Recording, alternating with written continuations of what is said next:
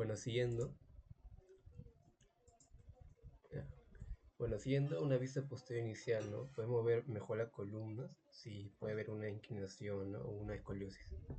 En la referencia, línea media cuadriculada y plomada, ¿no? No va a servir como una referencia visual, ¿no? Para observar asimetría, ¿no? Y simetría de cuerpo.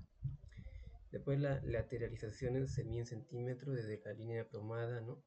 Digamos, ¿no? En una vista posterior, el cuerpo está en flexión lateral, ¿no? ¿De cuántos centímetros es la flexión desde la línea, ¿no? media? O en una vista lateral, ¿no? Si el cuerpo se tiende a una flexión, ¿cuánto es ese centímetro, ¿no? De la línea media? Ahí podemos ver ejemplos, ¿no? De la línea cuadriculada, ¿no? Y la línea media. Ahora, hay que tomar en cuenta factores, ¿no? Que puede alterar la postura, ¿no? En la clase pasada vimos algunos factores, ¿no? Como hereditarios, físicos, psicológicos y de la cultura, ¿no? Del contexto. En este caso, hereditario sería un tipo corporal, ¿no? El somatotipo.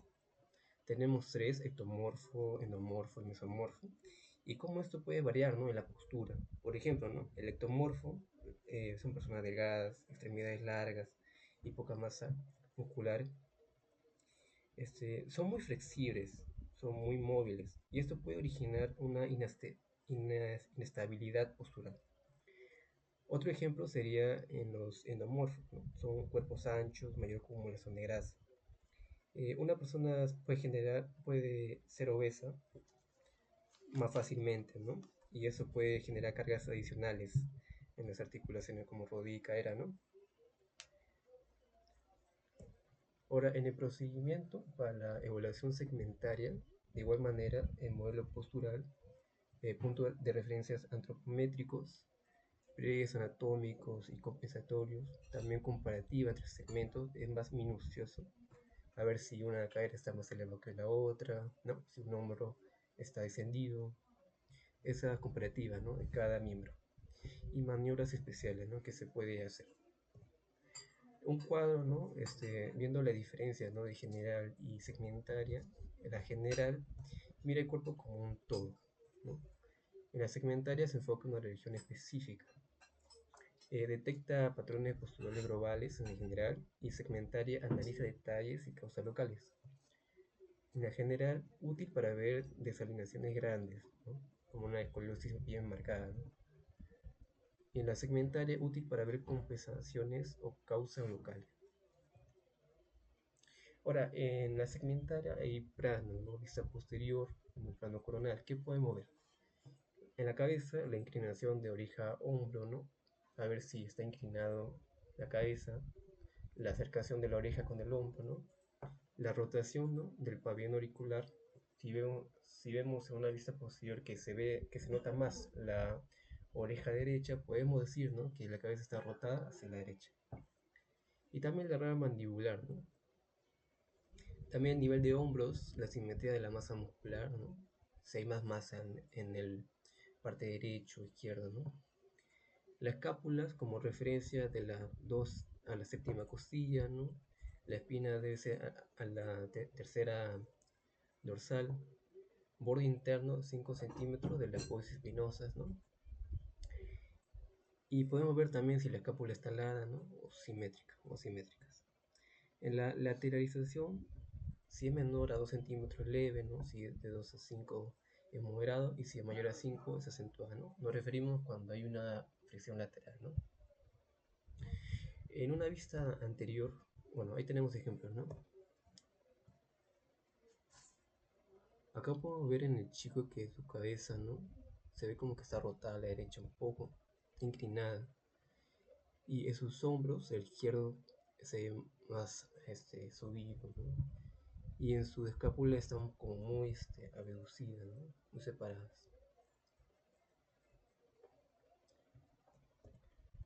Acá también otro ejemplo, ¿no? Mencionando de oreja a hombro, podemos que está un poco inclinado, ¿no? Y también rotado. Un poco a la izquierda, se nota mejor su oreja izquierda. También el hombro derecho está descendido, ¿no? Hay una flexión lateral a la derecha. ¿no? Una cosita que se puede ver acá, ¿no? En una vista posterior.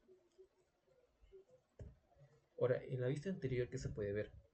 ¿No? La cabeza, oreja, hombro.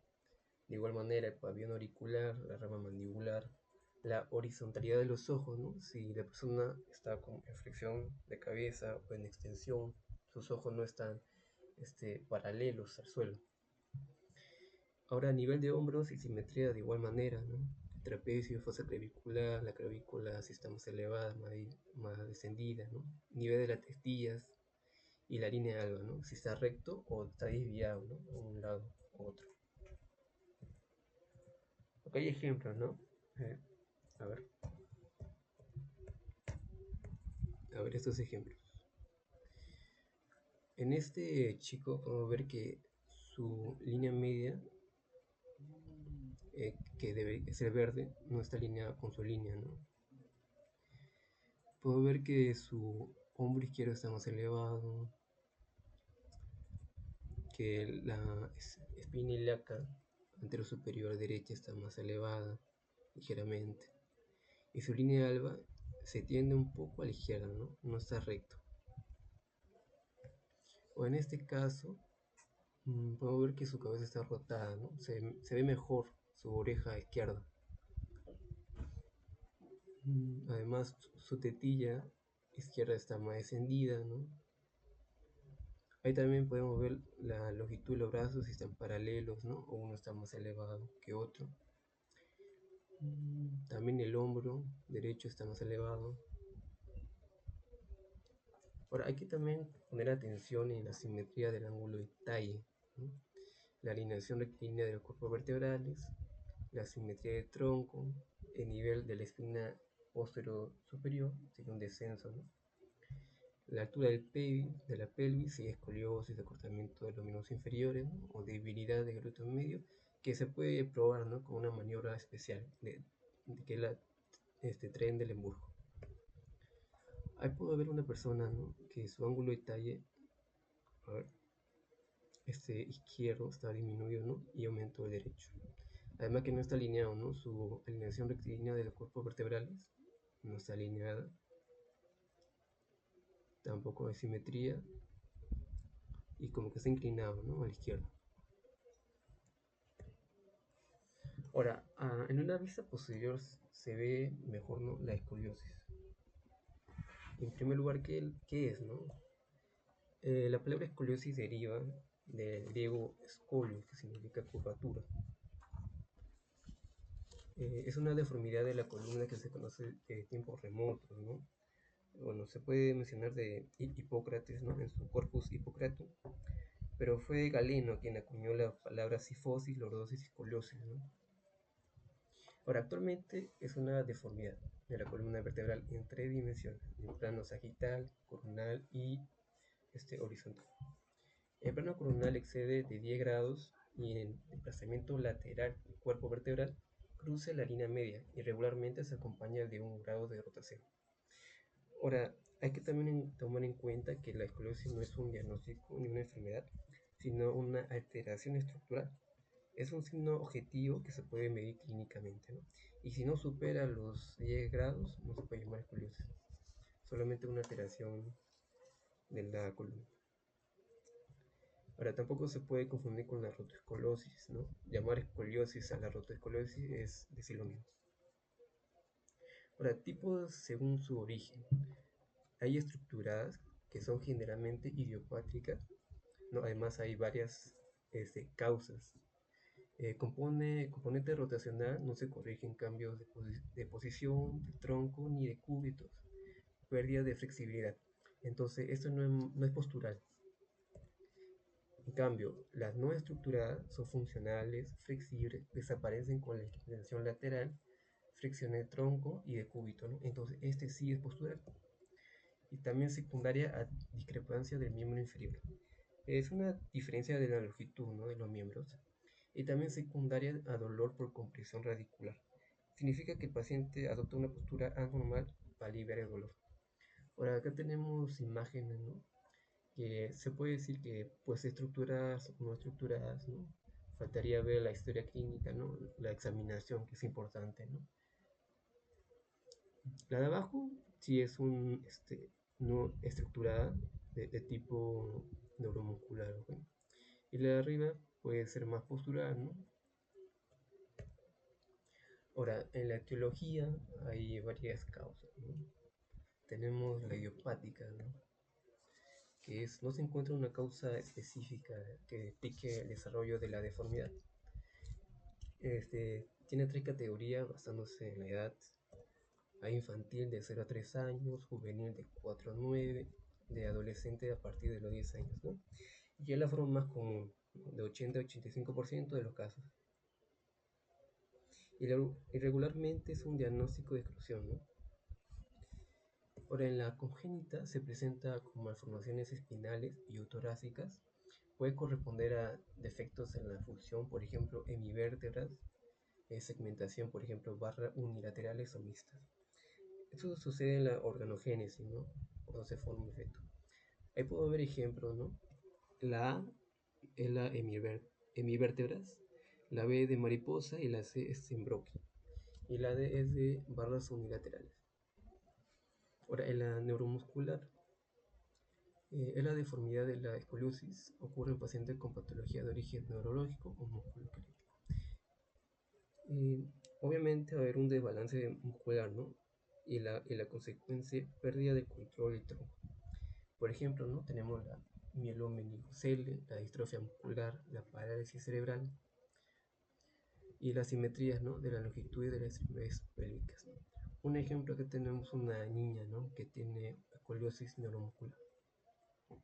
Ahora, traumática. Se produce de un evento traumático que afecta a la espalda, ¿no? De la columna.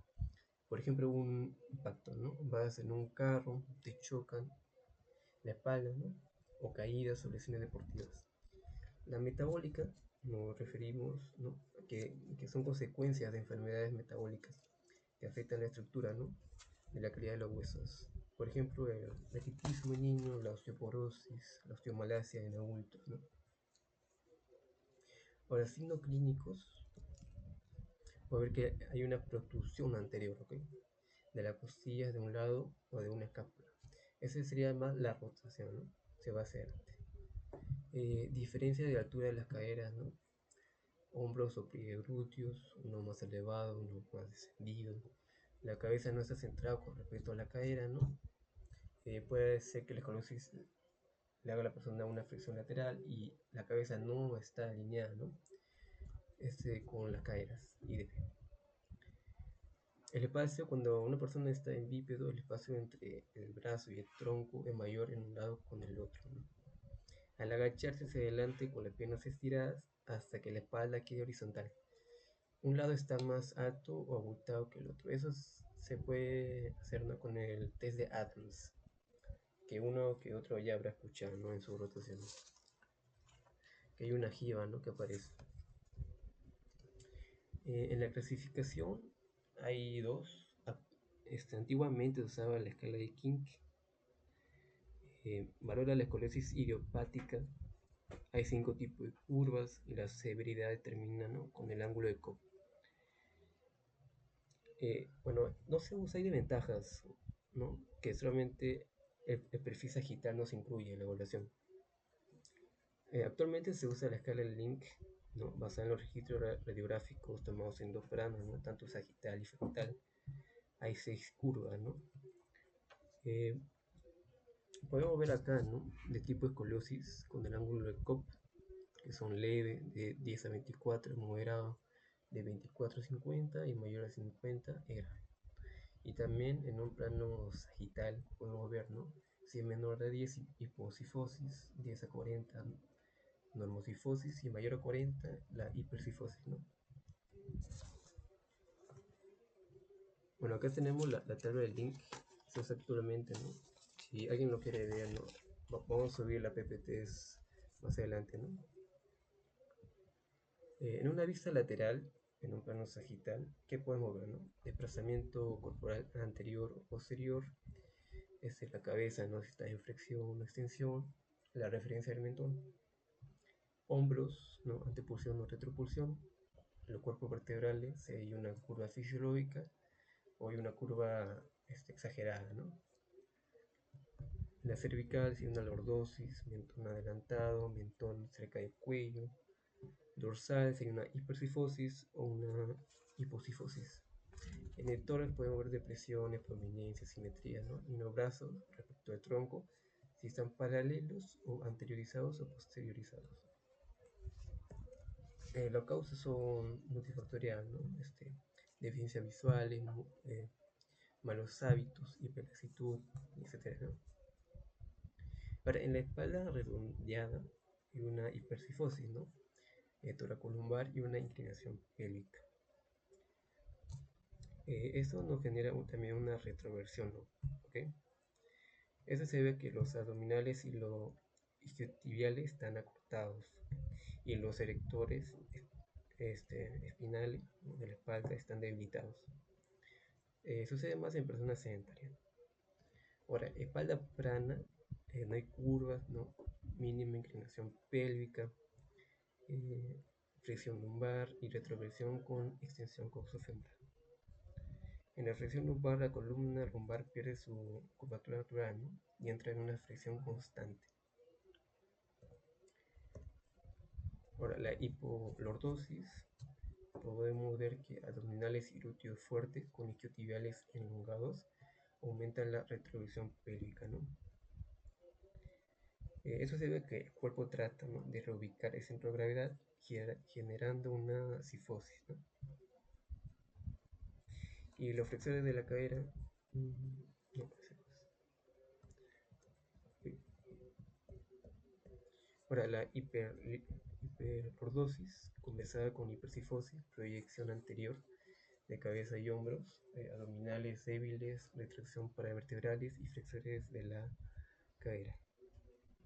Hay una curvatura lumbar, está rectificada, ¿no?, o disminuida en esta parte. Y también hay una falsa hiperlordosis, una rectificación de la lordosis lumbar sacro-horizontalizada.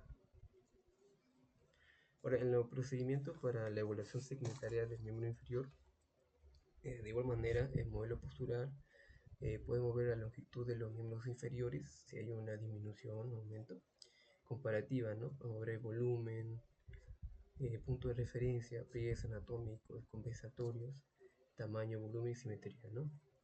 Y maniobras especiales. En la pelvis y cadera hay punto de referencia, ¿no? La espina ilíaca posterior superior, la espina ilíaca posterior inferior, la espina ilíaca anterior superior y la cresta ilíaca, ¿no? Si está rotada, ¿no?, o subida o descendida. También el trocánter mayor, pliegue glúteos, volumen glúteos. Ahora tenemos en la pelvis una anteversión o retroversión, nos podemos dar cuenta, ¿no?, en la vista sagital. Cuando hay una hiperextensión, va a haber una hiperlordosis lumbar, acompañada con una anteversión pélvica. Si hay una rectificación de la lordosis, o sea, va a disminuir, ¿no?, esa lordosis, va a haber una retroversión pélvica. Ahora, hay fricción de fuerza gemelos isquiotibiales en mayor al cuádriceps. En los isquiotibiales me va a generar mayor retroversión, ¿okay? Y en los cuádriceps ayuda a la anteversión. Entonces, si hay mayor fuerza de los gemelos y de los isquiotibiales, va a tirar la pelvis hacia retro, ¿okay?, y favorece la flexión de rodilla. Y por ende también una hiperlordosis, ¿no? Digo, una hipolordosis, una rectificación, ¿no? Ahí podemos ver, ¿no?, en la señora está haciendo una retroversión y la señora de acá está haciendo una anteversión. Y también con una flexión de rodilla, ¿no?, marcada, ese flexo. ¿No? En la pelvis, rotación, ¿no?, de la espina y la acá anterior superior, rotación lumbar, rotación dorsal, compensado, ¿no?, o discrepancia, ¿no?, del miembro inferior. Y rotación de cadera, ¿no?, externa o interna. Ahora, en las rodillas, en la rodilla, ¿qué podemos ver, no? de nivel de los pliegues popliteos, acortamiento, eh, ginubaro también, rodillas en paréntesis. Es fisiológico hasta los 2 años y podemos ver el ángulo, ¿no? Que es el eje diafisario del fémur y de la tibia. Si es mayor a 170, por ejemplo 180, ¿no? Está en ginubaro. Ahora en ginubaro, rodillas juntas, pies separados, fisiológico de 7 a 8 años. El ángulo entre el eje diafisario del fémur y de la tibia debe ser menor a 170 grados, por ejemplo 165, ¿no? También podemos ver el tamaño y simetría, ¿no? De las pantorrillas. Y en una vista lateral podemos ver si las rodillas están neutras, flexas, que flexo, o hiperextendidas, que es el recurvato, ¿no? Si es mayor a 10, es recurvato. Por las tibias, tenemos, ¿no? Las tibias varas, sin una torsión tibial, o las rótulas neutras, es importante. Si la torsión tibial es externa o interna, ¿no? Y generalmente aparece en los 2 o 4 años de edad. No, ahí podemos ver, ¿no? Las rodillas varas y rodillas, ¿no? Externas o internas. Perdón, la torsión tibial interna y externa. Ahora en el tobillo, ¿qué podemos ver, no? El talón, tendón de Aquiles verticales. Si no es así, hay valgo, ¿no? Valgo de talón hacia afuera, pie plano, genovalgo, ¿no? Todos los niños de 3 a 4 años, ¿no? Es una depresión, ¿no? Del arco longitudinal medial, ¿ok? Y hay dos tipos según Newman, ¿ok? Tipo rígido y tipo flexible. En el tipo rígido hay una depresión del arco sin carga, ¿ok? Y en el flexible el arco longitudinal medial parece normal, sin carga, pero se deprime en exceso cuando se soporta una carga. Y es el más común, ¿no? Flexible. Por en varo tenemos talón hacia adentro, pie cau, ginovaro, y generalmente son idiopáticas. Ahora en pie tenemos la alineación de tobillo, tenemos pie talo, que el pie está en dorsiflexión, pie quino, que el pie está en plantiflexión, pie quinovaro, o pie sambo, pivot, que es una combinación, ¿no? Es una combinación de pie aducto, pie en varo, ¿no? Y pie en plantiflexión, y preaducto, ¿no? Ahora, en los arcos plantares es la alineación de la bóveda plantar, espacio cafoideo y piso, ¿no? Si es ascenso, es cabo, si es descenso, es biplano, ¿no? Y hay que recordar que hay niveles, ¿no? Hay tres. Si, si la huella se va desapareciendo, ¿no? De la base, si desaparece todo, es nivel 3, ¿no? Si desaparece poco a poco, nivel 1, 2, ¿no? Ahora, si la huella va aumentando, ¿no? En toda la base, en nivel 1, 2 y 3, ¿no? Si acapara todo, en nivel 3. Ahora, en las deformidades del pie tenemos varios, ¿no? Halus que es la tensión retráctil del extensor del dedo largo del primer dedo. Tenemos dedos en martillo, es una deformidad del segundo, tercer y cuarto dedo del pie. Los dedos con esta afección se doblan en la articulación media. Okay. Retracción de la extensión corto plantar. Dedos en garra es una deformidad de los dedos menores del pie que consiste en la flexión excesiva de la articulación proximales, ¿okay? Y distales de los dedos. Dedos en mazo, la articulación distal del dedo tiene una hiperflexión, ¿okay? Y quinto varus o quinto dedo varo o juanete de sastre es una tensión retráctil del extensor del quinto dedo. Ahí podemos también imágenes, ¿no? Referenciales. Ahora, viendo todo lo que ya hemos visto, ¿qué podemos decir de esas imágenes, no? Bueno, en una vista anterior, ¿qué podemos ver, no? Acá claramente el hombro derecho está descendido, ¿no? Usando la cuadrícula, que es importante, ¿no? Porque a veces el ojo puede engañar y decir, esto puede estar más elevado, esto más descendido, ¿no? Pero con esto nos da una mirada más objetiva, ¿no? ¿Qué más? Si un hombro está más elevado, el brazo derecho está más descendido, ¿no? El ángulo de talle no se puede no se puede ver bien acá, ¿no? Pero una vista posterior, acá se ve, ¿no? Que el ángulo está ahí, ese derecho está disminuido, ¿no? Ahora en la rodilla, ¿qué podemos ver? Que está neutra, ¿no? Que está mirando hacia adelante. Se podría decir que está un poco en valgo, ¿no? Están muy juntas.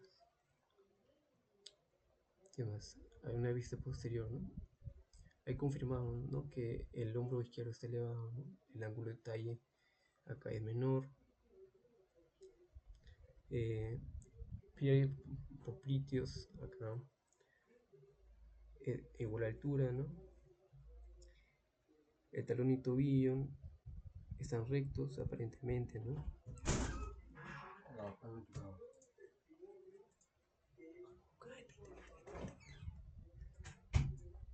Bueno, y siguiendo, acá tenemos, ¿no? En una vista lateral que su oreja no está alineada con su hombro, ¿no? Y que su hombro, que su brazo está más posterior, ¿no? Además que su rodilla no cae en el centro de la articulación, ¿no? Y al final el malleolo sí cae un poco para atrás, ¿no? ¿Qué más se puede ver? A la chica está en la anteversión, ¿no?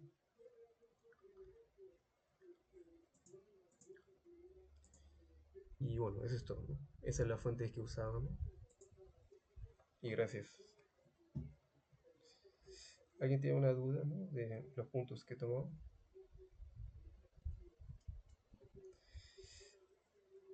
Lo más resumido que he podido, porque son 63 PPTs. Si alguien tiene una duda, normal, él le responde.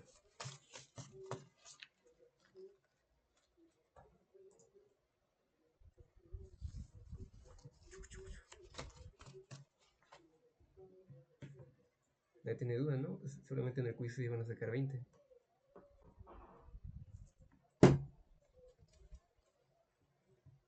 Sí, bueno, hay que ver, ¿no? Ojalá. Bueno, vamos a ir con el siguiente tema, ¿no? Danisa. Sí, sí. Buenas noches, chicos. Voy a presentarme un ratito, por fin. A ver. Ya. Ojalá se vean bien las imágenes porque hace un rato estaba viendo qué tal y algunas imágenes se iban. Pero bueno, ya, ahora sí, vamos con la evaluación de tono muscular, trofismo y sensibilidad. Empezamos con trofismo. Básicamente el trofismo va a consistir en estudio de los organismos en general, no solamente del músculo, el cual va a estar, bueno, este estudio funcional, por así decirlo, va a estar vinculado a lo que es la nutrición, desarrollo y conservación del tejido. Es decir, va a evaluar básicamente cómo es que este tejido está nutrido en función de, por ejemplo, irrigación vascular, oxigenación, inervación, etcétera, ¿no? Como que engloba varios aspectos, no simplemente es si es que comiste bien y ya, ¿ok? Y acá se pueden ver básicamente dos, no es tanto alteraciones, pero se puede ver dos clasificaciones, por así decirlo. Uno que es el hipertrofismo y el otro que es el hipotrofismo. El hipertrofismo básicamente es el aumento de masa y volumen del tejido. Y el hipotrofismo sería lo contrario, básicamente. Ahora, como habíamos mencionado, el trofismo no solamente corresponde a lo muscular, ¿no? En este caso nosotros vamos a evaluar dos tejidos, uno que es el muscular, o bueno, el músculo, y el otro que es la piel. En lo que corresponde al trofismo muscular, vamos a ver en primer lugar lo que es una valoración subjetiva, es decir, algo que va a ser por observación. Y la objetiva va a ser por medición como tal, por ejemplo, como vemos en la imagen, ¿no? Que ya se ve, esto lo hicimos en práctica, de hecho, cuando pusimos una marca arriba de la rótula y otra que fue debajo. La que era debajo era para medir, básicamente, si es que medías 20 centímetros hacia abajo, cuánto tenía del perímetro, y lo mismo con la otra pierna, a ver si es que había alguna alteración, ¿no? Y si es que estaba por arriba de la rótula, bueno, pues básicamente para ver la zona del muslo, ¿no? Si es que era 5 centímetros, a ver cuándo, o bueno, perdón, 10, 15 centímetros, y lo mismo para acá, ¿no? A ver si es que había una alteración. Si es que uno, por ejemplo, es mayor que el otro, podríamos decir que uno o está hipertrófico o el otro simplemente está hipotrófico. Eso ya consistiría, bueno, eso ya lo verías básicamente dependiendo del historial clínico de la persona, ¿no? Viendo lo que es ya netamente el trofismo muscular en lo que es la hipertrofia, acá puse algunas definiciones que en realidad no están en la PPT, están en otros artículos. Uno es, por ejemplo, que son los elementos, básicamente consiste en que los elementos contráctiles, que nosotros ya conocemos que son básicamente el músculo, se van a agrandar y la matriz extracelular se va a expandir. Y esto va a ser mediante la adición de sarcómeros. Ya recordemos que los sarcómeros son la unidad básica, y estas van a ser, esta adición de sarcómeros van a ser en serie, es decir, que van a estar uno al lado de otro. ¿Para qué? Para alargar al músculo. Esa puede ser en serie o también en paralelo. Si es que es en paralelo, básicamente va a ser así, como que hacia arriba, y eso va a ser para engrosarlo, ¿no? Entonces, si es en serie, se alarga, y si es en paralelo, se engrosa. Y acá les puse una nota, que es que no se puede confundir la hipertrofia con la hiperplasia. De hecho, esto lo vimos en una pregunta de bases que vino el ciclo pasado, ¿no? Básicamente, ay, ¿cómo se mueve esto? Ya bueno, básicamente, esta es la célula normal, esta es la hipertrofiada, va a aumentar de tamaño, pero en la hiperplasia va a aumentar la cantidad, en este caso de fibras musculares, ¿no? Ahí es una diferencia que también deberíamos tener en cuenta. En lo que es la hipotrofia muscular va a ocurrir todo lo contrario. En este caso va a haber una disminución del tamaño de la masa muscular y consecuentemente también va a haber una pérdida de la fuerza muscular. Esto básicamente puede llegar a lo que es una atrofia muscular. De hecho, claro, un signo de la atrofia muscular es la hipotrofia muscular. En la atrofia, básicamente se va a dar por resultado de la falta de contracción y estimulación muscular, lo que causa pérdida de proteínas y apoptosis celular. Y las miofibrillas son más pequeñas, ¿no? Acá puse una imagen de referencia. Y la hipotrofia básicamente lo vamos a ver mucho en pacientes que están, por ejemplo, inmóviles, ¿no? Los que están básicamente en cama, todo, por diferentes, no sé, razones, que están en cama y que pues no pueden pararse, etcétera, ¿no? Ellos, por ejemplo, van a presentar algún futuro lo que es la hipotrofia si es que no se llega a estimular, ¿no? Por eso es que es muy importante considerar esto, porque si no hay estímulo, no hay contracción, si no hay contracción, hay pérdida de proteínas, y pérdida de proteína y pérdida de masa, y la pérdida de masa conlleva la pérdida de fuerza. Entonces, importante tener muy presente estos conceptos. En lo que ya, bueno, como ya vimos, esto es trofismo muscular. Ahora vamos con trofismo de la piel. En lo que es el trofismo de la piel, ahí también vamos a ver cambios. En este caso vamos a ver, bueno, podemos ver un poquito más, ¿no? El cambio en lo que es el volumen, el color, si es que hay presencia de cicatrices, si es que hay fístulas o úlceras por presión, que lo vamos a ver más adelante con más detalle. En lo que es el volumen, por ejemplo, podemos ver que si hay un aumento del trofismo de la piel, es porque posiblemente haya un proceso inflamatorio. Si es que hay un cambio en lo que es el color, ya sea por enrojecimiento, que es lo mismo que el eritema, o si es que lo vemos la piel pálida, que es por una poca perfusión, o sea que no hay suficiente oxigenación. Si es que es negruzco, verduzco, ya sea por presencia de hematomas, ¿no? Eso es lo que podemos observar en el trofismo de la piel. También si es que hay cicatriz, que es básicamente la regeneración de la piel después de una herida. Después las fístulas, que básicamente es la comunicación que va a haber entre el órgano interno y lo que es la piel, ¿no? A veces es como si que fuese una herida en línea, por así decirlo, ¿no? Es como que está en la piel y eso lo va a conectar con algún órgano interno. Por ejemplo, acá nosotros podemos ver la enterodermatomas, creo que se le llama, que básicamente es, creo que es el más común que he encontrado, que básicamente es esa comunicación que hay entre órganos intestinales y la piel, ¿no? Entonces, eso básicamente es la fístula. Y luego la úlcera por presión, que básicamente son las lesiones que se dan por estar en una posición por mucho tiempo, ¿no? Lo que nosotros a veces conocemos como escaras es una parte de la UPP, que más adelante lo vamos a ver. Luego están lo que son los edemas.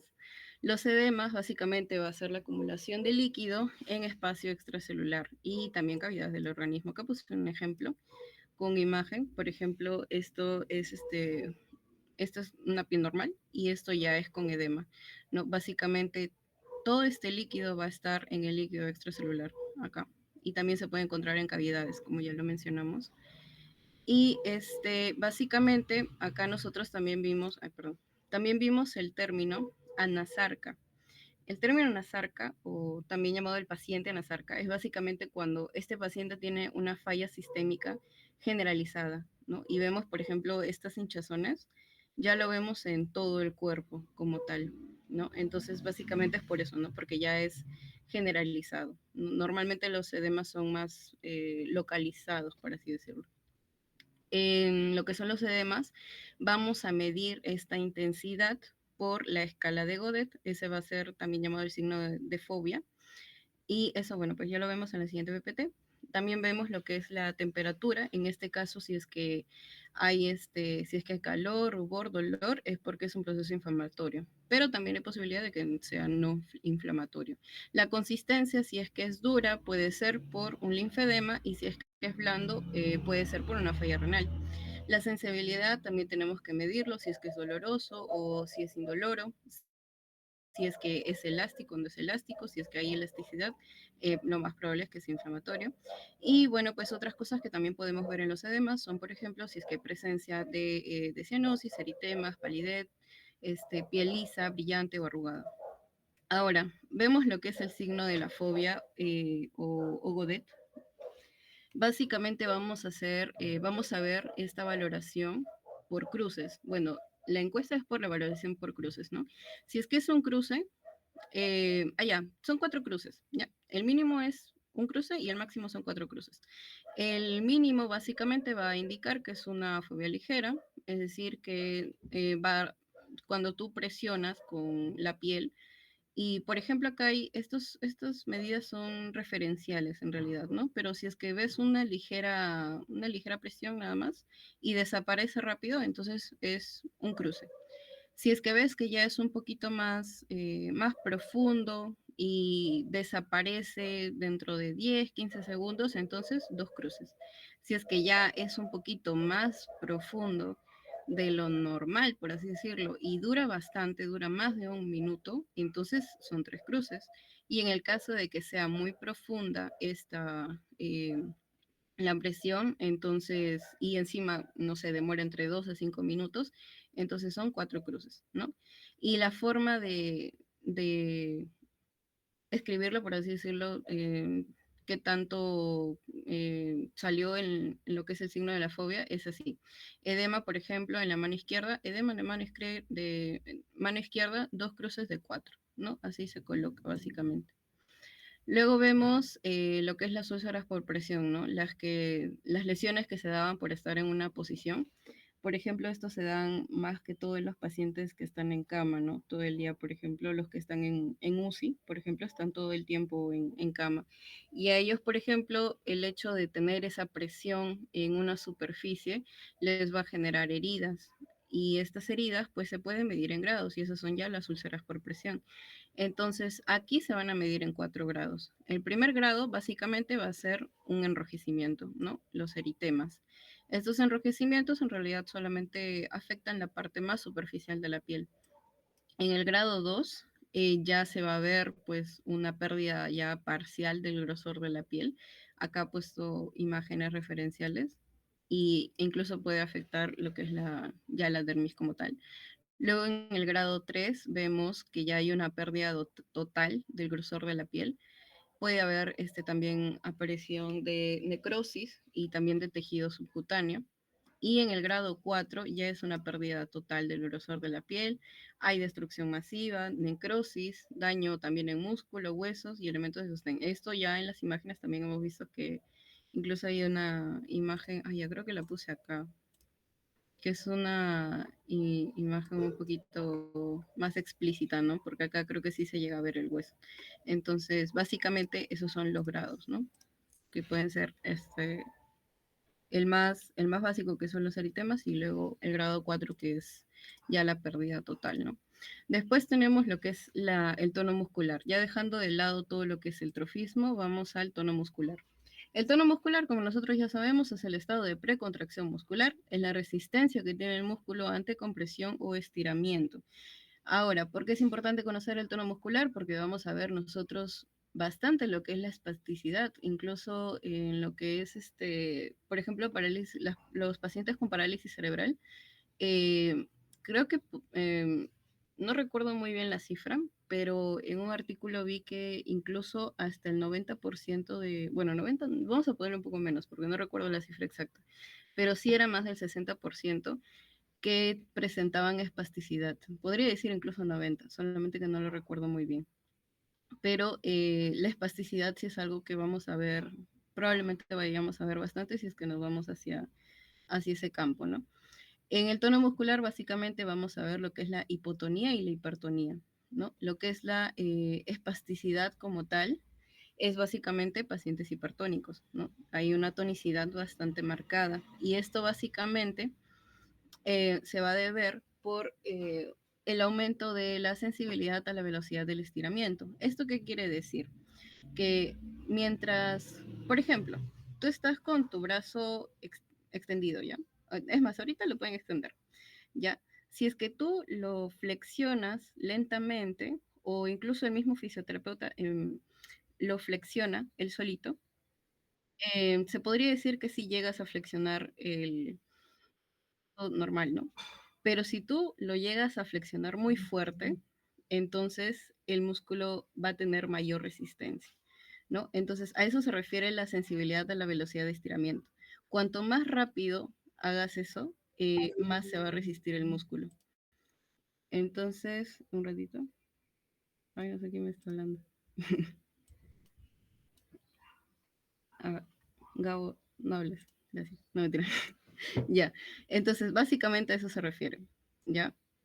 Eh, Y esto básicamente va a ser a causa de una hiperactividad del reflejo de estiramiento, ¿no? Que son los llamados reflejos miotáticos. Estos se van a activar con facilidad y de manera exagerada, ¿no? Estos reflejos, por ejemplo, acá lo puse, el del martillito, ¿no? Cuando el fisio hace esa acción de golpear la parte del tendón ratuliano, básicamente la pierna se estira, ¿no? Se estira normal. Bueno, se extiende. Entonces, normalmente uno hace esa extensión leve, ¿no? Pero en las personas o en los pacientes espásticos, este estiramiento va a ser exagerado, ¿no? Básicamente la espasticidad va a ser eso, ¿no? Como que exagerar esos reflejos y por eso se le llama hiperactividad de reflejo de estiramiento, ¿no? Y acá creo que me confundí con el ejemplo, pido disculpas.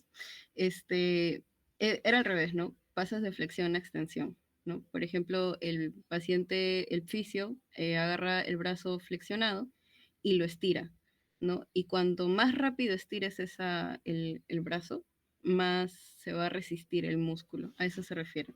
Sí, ahí me confundí en el ejemplo, pero creo que sí se llevó a entender. Acá hay otra definición que también encontré. No, las definiciones que encontré son estas. Esta es la que está en el PPT. Básicamente la espasticidad menciona que es un desorden motor caracterizado por un incremento de lo que son los reflejos tónicos de estiramiento, los cuales van a ser dependientes de la velocidad, ¿no? Lo que había mencionado, ¿no? Mientras más rápido sea el estiramiento, más exagerado va a ser el reflejo. Y esto va a tener reflejos tendinosos exagerados, ¿no? Los que ya había mencionado, son muy exagerados.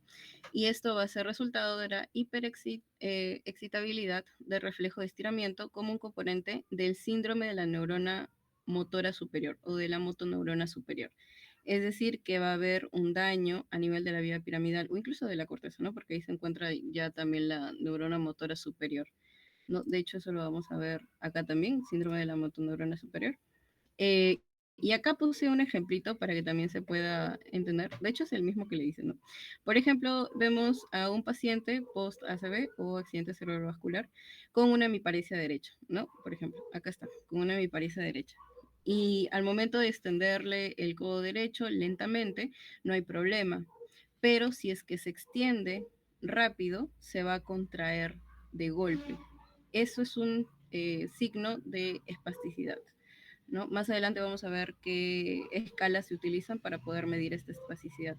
Pero básicamente es eso, ¿no? Y acá también está el ejemplo de el golpear al tendón rotuliano, en este caso de la pierna derecha, y la pierna se dispara con una extensión fuerte, ¿no? Como que lo hace de una manera muy exagerada. Básicamente a eso se refiere, ¿no? Y esto normalmente es por alguna afección que se va a dar a nivel de la motoneurona superior. Luego vemos ya el síndrome de la motoneurona superior. Vamos a ver cuáles son la sintomatología negativa y la positiva. Empezamos con la negativa, básicamente, si es que hay presencia de debilidad parcial del músculo, si es que hay una falta de destreza, o sea, movimientos coordinados, hay bajos movimientos coordinados o el músculo se va a cansar de manera rápida o si es que el movimiento es involuntario al momento de realizar movimientos voluntarios, que son las incinencias. Básicamente esto es una sintomatología negativa, o sea, no hay este síndrome de motoneurona superior. Los signos o los síntomas que sí se van a presentar en pacientes con síndrome de la motoneurona superior son estos de acá. Uno es la presencia de la hiperactividad de reflejos autonómicos. El ejemplo que se me ocurrió, por ejemplo, es el sudor, ¿no? Porque básicamente se refiere a una hiperactividad del sistema autónomo, ¿no? Que ya es visceral como tal. Entonces, por ejemplo, aumento del sudor, ¿no? O, no sé, frecuencia cardíaca o presión arterial. Luego está la espasticidad, si es que hay presencia de espasticidad, o sea, aumento del tono muscular, si es que hay presencia de espasmos, o sea, hay contracción involuntaria, si es que hay clonus, que también son contracciones involuntarias, pero son involuntarias reiteradas y rítmicas. Esos son los clonus. La distonía, que es la cocontracción, es decir, hay doble contracción, por así decirlo, sostenida e involuntaria de músculos agonistas y antagonistas, ¿no? Estos términos de acá hay que también tenerlos presentes, ¿no? Espasmo, clonus y distonía, diferencia más que todo entre ellos, ¿no? Espasmos, contracción involuntaria, clonus, involuntaria, reiterada y rítmica. Y la distonía es la cocontracción, no tanto en agonista como antagonista. Y luego también los ROT aumentados, que son los reflejos osteotendinosos, lo que habíamos mencionado, por ejemplo, el del tendón rotuliano. Y luego, si es que hay presencia de contracturas por acortamientos musculares, ¿no? Que básicamente van a ser resultados de la espasticidad. Y bueno, básicamente esta sintomatología va a indicar que sí, el paciente pues, presenta el síndrome de la motoneurona superior, ¿no? Luego vemos las escalas que se utilizan, ¿no? La que creo yo que más conocemos hasta ahora nosotros es la escala de Ashworth o la escala de Ashworth modificada, ¿no? Que se da de 0 a 4, en el cual el mismo oficio va a aplicar básicamente este movimiento al paciente y si es que ve que no hay resistencia, bueno, pues es de 0 la escala, hay una tonicidad normal y mientras va aumentando esta resistencia, pues se va aumentando la escala, ¿no? Hacia 4. Ya, esta es la escala de Ashworth. Ahora, tenemos otra escala, que es la escala de Tardieu-Helt. Esta escala es más apropiada para medir a los pacientes espásticos. ¿Por qué? Porque acá ya no solamente trabajas con resistencia muscular, sino que también trabajas con la velocidad, ¿no? Como nosotros habíamos mencionado antes, la espasticidad se da por una resistencia que tiene el músculo y esta es dependiente de la velocidad, ¿no? Mientras más rápido hay estiramiento, hay más resistencia. Entonces, si tú trabajas con velocidad, vas a tener mejores parámetros, por así decirlo. Además, no solamente trabaja con velocidad, sino también por la calidad de reacción muscular y por el rango dinámico, ¿no? Ahora, como ejemplo que les podría dar, porque acá mencionan, de hecho, más apropiada para medir clínicamente la espasticidad, y acá también dicen, es más sensible que otras medidas a los cambios post-infiltración con toxina botulínica, el llamado Botox. ¿Por qué mencionan al Botox? Básicamente el Botox es una infiltración que se da generalmente a pacientes espásticos como parte de su tratamiento. ¿Por qué? Porque básicamente esto va a disminuir esta espasticidad.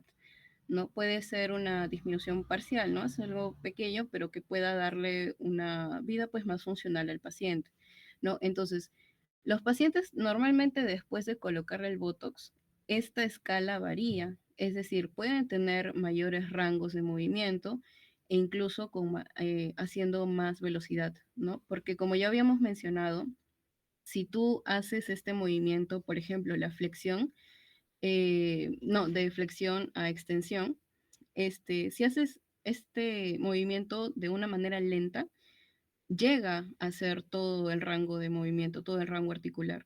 Pero si lo haces de una manera rápida, pues no llega a todo, ¿no? Es como que ya, por ejemplo, a 40 grados ya está haciendo la resistencia, ¿no? Pero si es que tú colocas el Botox, después de 1 o 2 semanas, como que obviamente ese rango va a variar, ¿no? Como que de repente ya no es simplemente que llega a 40 grados, sino que ya puede llegar a 70, ¿no? Entonces esa diferencia como que va a ser mayor. Y eso es lo que básicamente la escala de Tardieu te permite, ¿no? Ellos te permiten evaluar este cambio que tiene el paciente espástico, no solamente antes de aplicarse este Botox, sino también, ¿no? Y qué diferencias puede haber, incluso qué avances. En cambio, la escala de Ashworth, no, esta no te permite evaluar tanto eso, ¿no? Esto, ojo, en pacientes espásticos, ¿ya? Porque puede que para otro tipo de pacientes, otros pacientes con otras condiciones, de repente sí se pueda aplicar mejor la escala de Ashworth. Ahora vemos lo que son las maniobras especiales, ¿ya? Las maniobras especiales vemos, por ejemplo, acá vamos a ver 4 signos. Uno que es el signo de la tecla, que ya lo habíamos visto anteriormente. Básicamente se va a dar una luxación de la acromioclavicular. Nosotros vamos a ver en estos pacientes, en un inicio, vamos a ver esto, ¿no? Que está un poquito sobresalido la clavícula, y cuando la persona, bueno, el fisio, pues presiona, hace presión en la clavícula, vuelve a la normalidad. Y luego cuando nuevamente suelta su dedito, otra vez sube, ¿no? Es como una tecla de piano, así le mencionan. Ya, eso básicamente va a ser por la luxación de ligamentos acromioclaviculares, ¿no? Y esto puede ser a partir de luxaciones de grado 3. Ya, esto sí lo saqué de artículos, no tengo las fuentes ahorita, perdón, pero sí los puse por si acaso, igual ustedes pueden revisarlo más adelante. Luego tenemos el signo de témpano. El signo de témpano básicamente va a ser cuando el fisio va a centrar todo el líquido sinovial debajo de la rótula, ¿ya?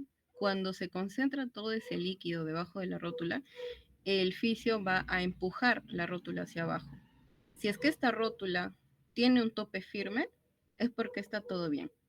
Pero si no hay un tope firme y pareciera que hubiese como un ablandamiento abajo, entonces el test va a ser positivo y va a indicar que posiblemente haya, no sé, algún problema, ¿no? Con el líquido. De repente un pequeño derrame de líquido sinovial, eso ya se evalúa después con resonancia magnética para ver cómo está el estado del tejido blando, ¿no?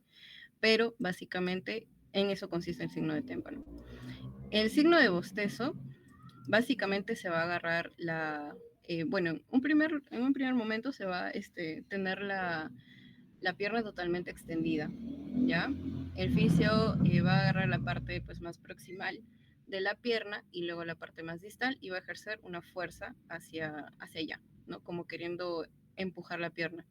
Y esto, básicamente, si es que hay un aumento o disminución de este tope, o sea, que si es que se mueve o no se mueve, eh, o bueno, en caso de que sí se mueva, pues el test va a salir positivo y probablemente hay un problema en los ligamentos colaterales.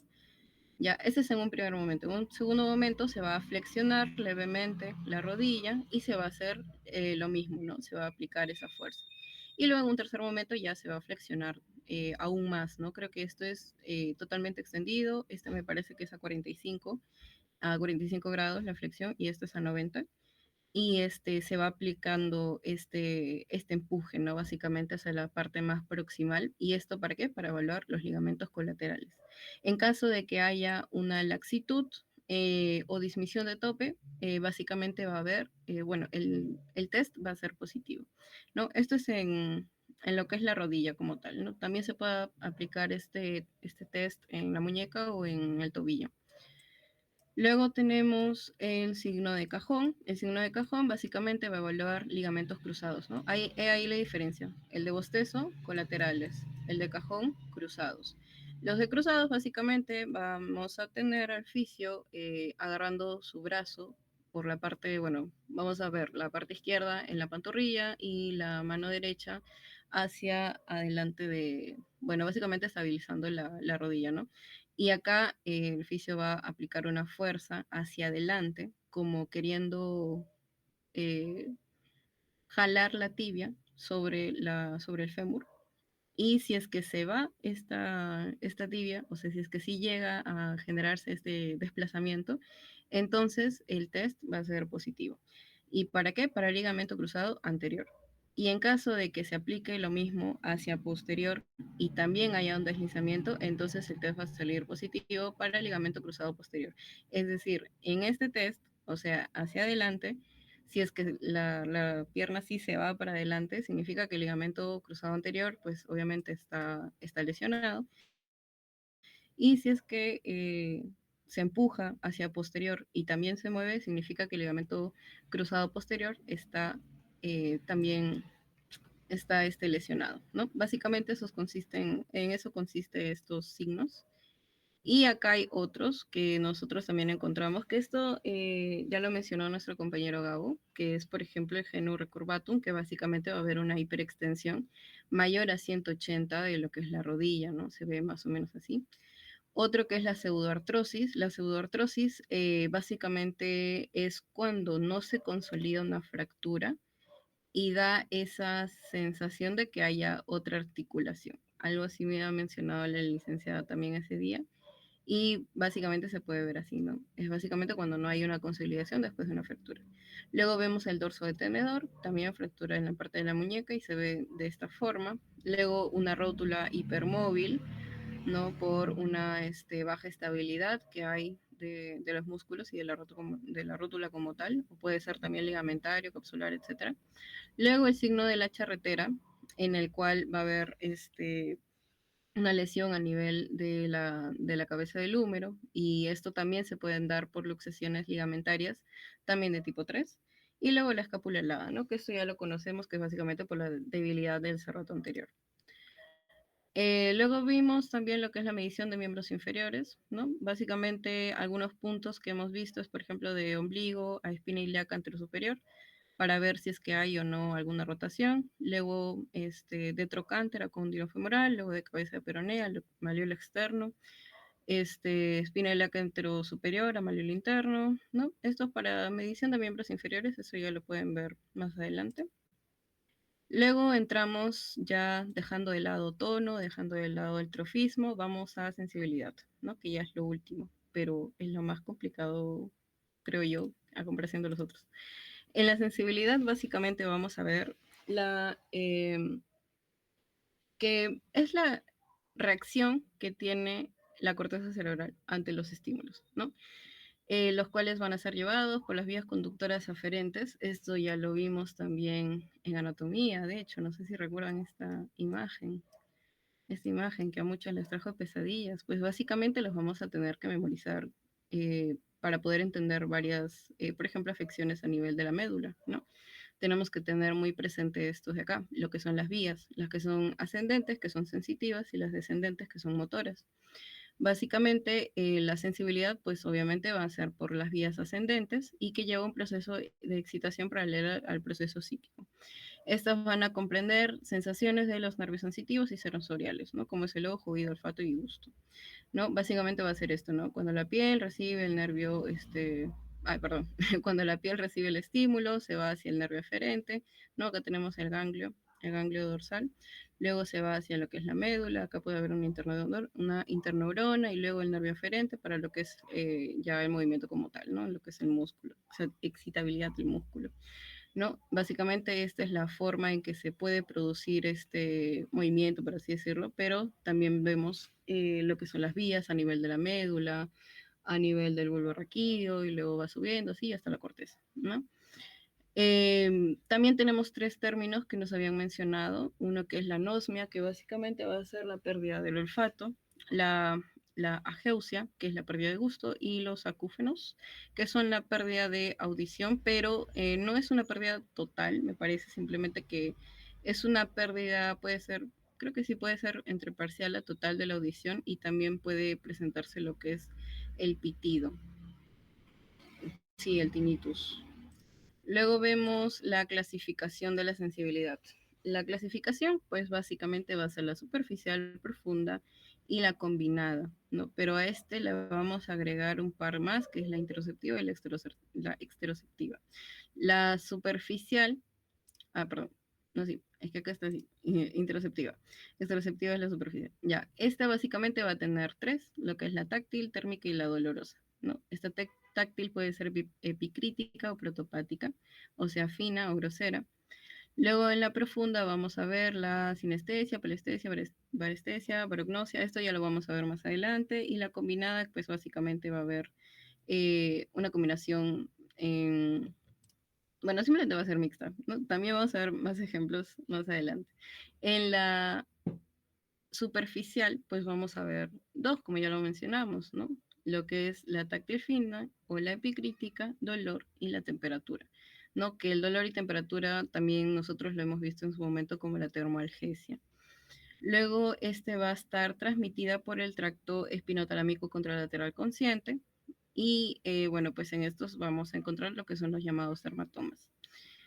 Más adelante lo vamos a profundizar un poquito más, ahorita solo lo voy a leer.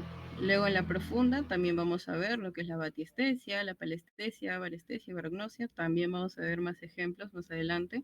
Simplemente esto es una forma más resumida y también está, ¿no?, transmitida por cordones posteriores, ¿no? Lo que nosotros ya conocemos como, bueno, ahí se encuentra el as de Wally de Burbach, ¿no? Y esta va a ser ipsilateral.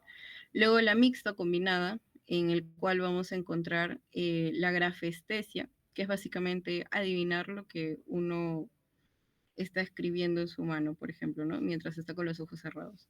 Y la esterognosia, que básicamente es lo mismo, adivinar el objeto o de poder decir diferentes características de un objeto, también con los ojos cerrados, ¿no? Por eso es mixta o combinada, ¿no? Como que junta estos procesos psíquicos con la sensibilidad.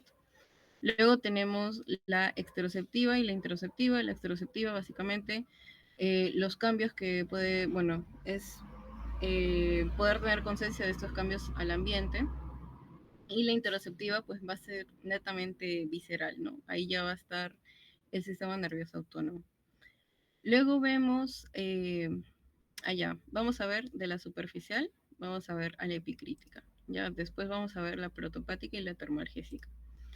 En la epicrítica, acá puse una imagen que lo vimos también en anatomía, que básicamente es las vías, ¿no? La vía que va a tomar estas neuronas para poder llegar hasta la corteza y poder nosotros tener conciencia de esta sensación, ¿no? Nosotros vemos que en un primer momento vamos a tener pues el estímulo acá, por ejemplo, acá hay un dedito, ¿no?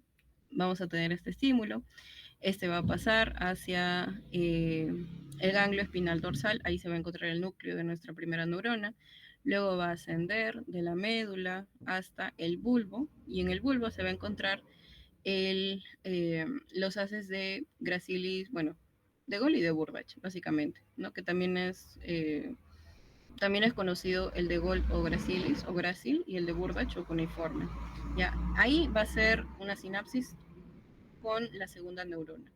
Y luego va a ascender, asciende, protuberancia, mesencéfalo y llega hasta el tálamo. Ahí se va a encontrar la tercera neurona en el núcleo ventroposterolateral del tálamo y luego va a seguir hasta la corteza y ahí puede haber una cuarta neurona, ahí mismo en la corteza, ¿no? Entonces, básicamente, esta es la vía que va a tomar la epicrítica, ¿no? Epicrítica, Goli de Burbach. Esta es la vía que toma, ¿no? Que se va hacia el bulbo. Aquí, ay, o no, ya. Aquí básicamente la epicrítica va a consistir en esa sensación cutánea que va a ser más fina y selectiva, ¿no? Y esta se va a poder utilizar para diferenciar grados pequeños de calor también. Va a haber una discriminación de la sensibilidad táctil, como diferenciación de dos puntos, ¿no? En esto, por ejemplo, utilizamos lo que es el compás de Weber, ¿no? Que más o menos se ve así, ¿no? Tomamos como referencia un punto y luego, no, perdón, de frente, se utilizan los dos puntos. Si es que el paciente, por ejemplo, puede llegar a diferenciar ambos puntos, significa que todo bien, ¿no? Tocos ligeros, todo bien con su sensibilidad epicrítica. También podemos diferenciar objetos distintos que van a provocar la sensación, como un alfiler, un algodón o papel. Básicamente todo es sensación fina. Algunas alteraciones que podemos ver, por ejemplo, son estos términos de acá. La anestesia, que es una ausencia total, la hipoestesia, que es una disminución de la sensación, la hiperestesia, que es un aumento de la sensación, la parestesia, que se va a presentar con hormigueos, y luego la disestesia, que va a ser una percepción más que todo anormal y desagradable, ¿no? No entra dentro de estos parámetros. Y bueno, el compás de Weber, que ya lo habíamos mencionado, ¿no? Que es utilizado para distinguir dos puntos en la piel. Luego vemos lo que es la protopática, térmica y la dolorosa, o también la llamada termoalgésica. En la protopática básicamente van a ser las sensaciones cutáneas groseras, ¿no? La epicrítica, fina, protopática, pues gruesa. En la térmica básicamente vamos a tener sensaciones de frío o calor, y en la dolorosa pues básicamente el dolor, ¿no? En este caso para ambos las sensaciones van a tener una vía en los cordones laterales, ¿no? Ahí creo que está el haz espinotalámico lateral. Ajá, el haz espinotalámico lateral.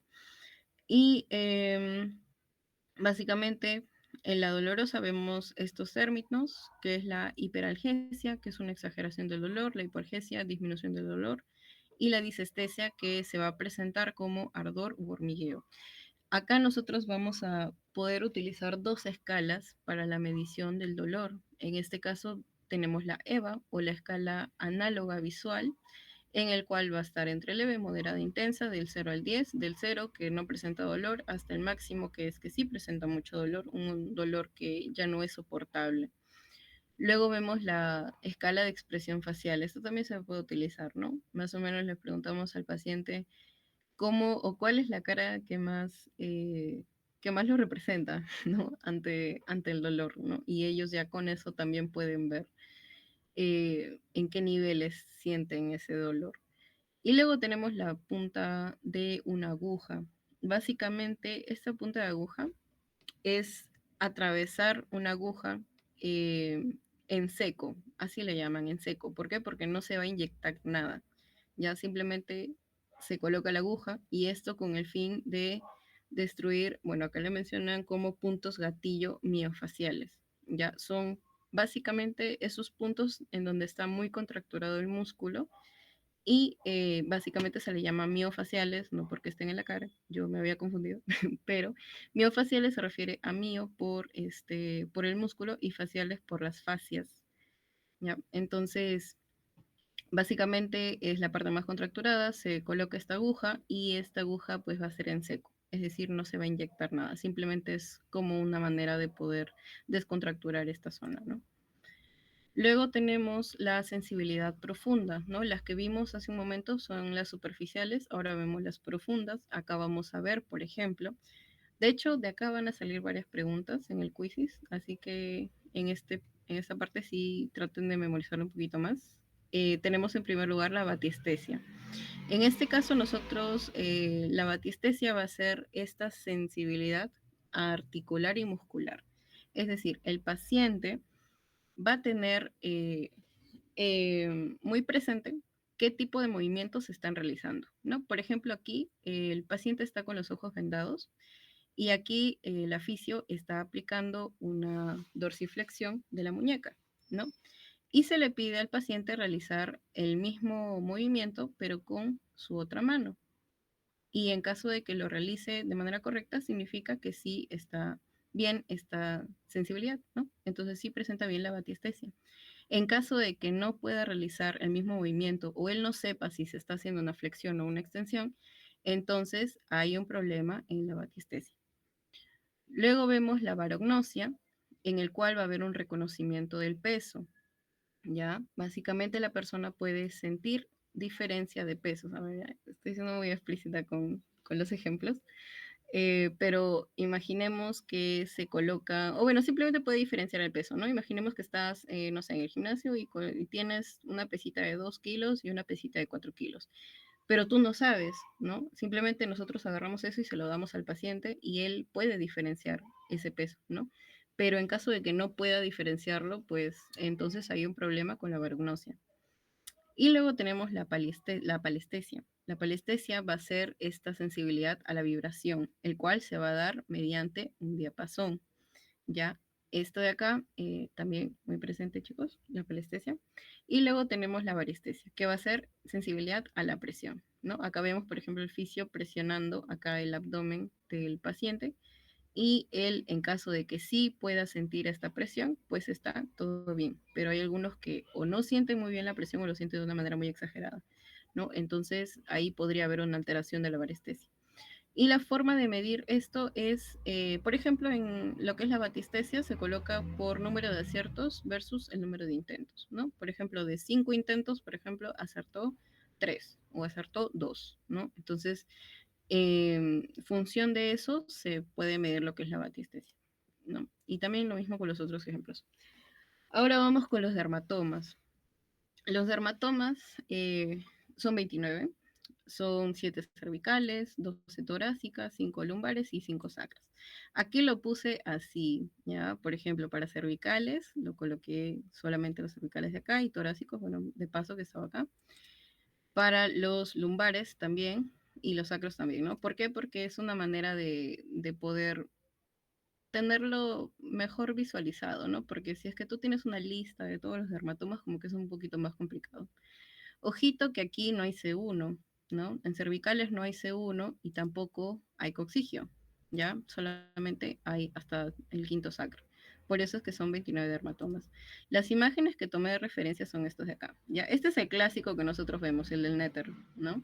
Que está, bueno, aquí solamente puse la vista anterior, pero encontré también esta imagen de acá, que de hecho puede ser un poquito más sencillo, ¿no? Porque ves que todas las cervicales ya están acá, todas las torácicas ya están acá, las lumbares aquí y los sacros atrás, ¿no? Por eso vi la imagen, me pareció curioso y lo añadí también, ¿no? Entonces, básicamente las cervicales de la C2 a la C8, aquí pues ya lo mencionamos, y los que más creo yo que podrían memorizarse son estos de acá, los de la mano, los que mencionó la licenciada, ¿no? Por ejemplo, el pulgar C6, dedo medio y el dedo índice C7, y el anular y el meñique el C8, ¿no? Estos son creo que los más importantes. No sé si vaya a venir en el examen, la verdad, pero desde ahora véanlo como si que lo estuvieran, como si que estuvieran viendo a su paciente en realidad.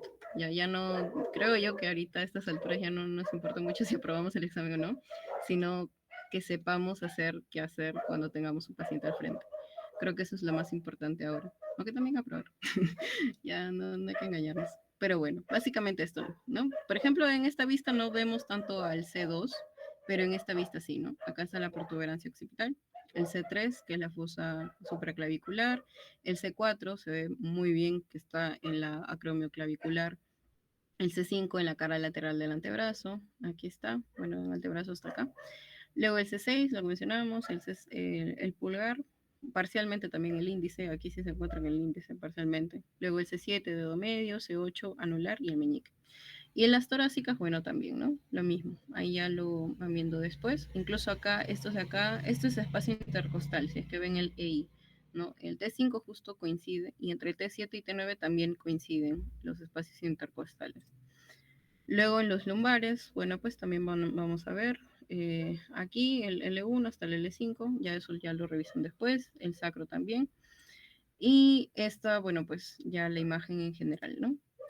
Ahora ya simplemente vemos lo que es la importancia de la sensibilidad, que, bueno, esta parte sí lo voy a leer, chicos.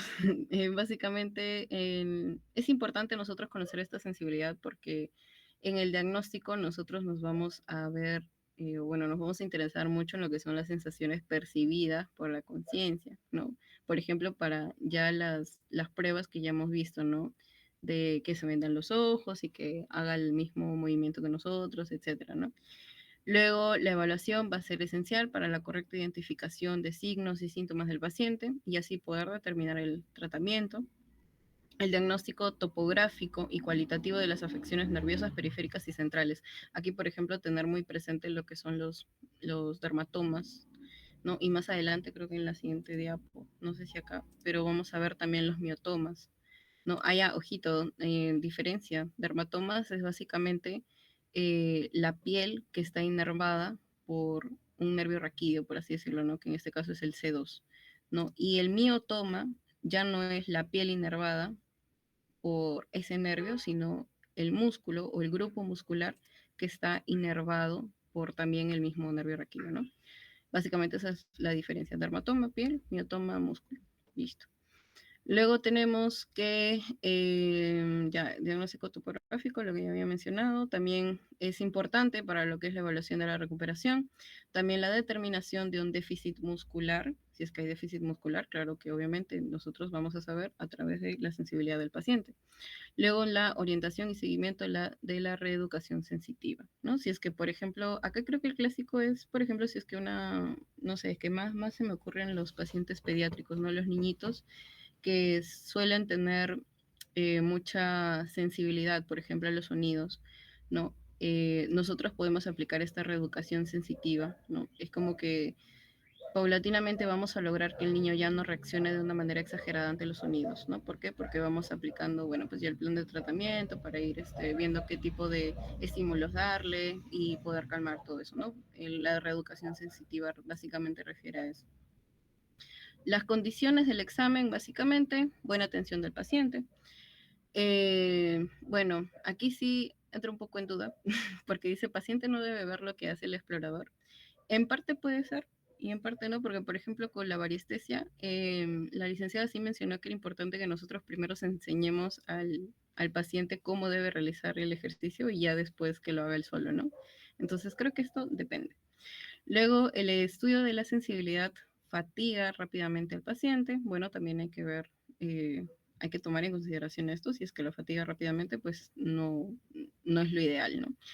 Luego, que este debe ser comparativa, por ejemplo, en pacientes hemipelégicos o con hemiparesia, ¿no? Esta debe ser comparativa derecha, izquierda, o tomar un punto de normalidad, como habían mencionado, ¿no? Si es un paciente cuadripléjico, pues normalmente el punto de normalidad pues sería su cabecita, ¿no?